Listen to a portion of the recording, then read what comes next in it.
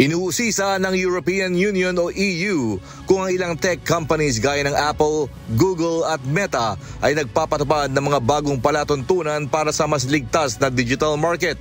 Bahagi ito ng pagpapatupad ng bagong batas na Digital Markets Act.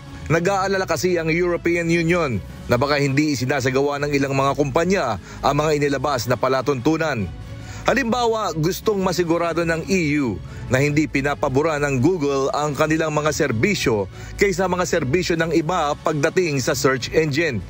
Isinasagawa ang ganitong mga investigasyon dahil naireklamong hindi sumusunod sa bagong batas ang ilan sa mga kumpanyang ito. Maaaring umabot ng halos 1 taon ang mga isasagawang investigasyon. Magdidesisyon din ang EU kung may magiging pagbabago sa kanilang paraan ng operasyon at kung may mahaharapin silang mga penalties kapag napatunayang hindi sila sumusunod sa mga bagong batas. James Bontuyan, humahataw sa balita ngayon.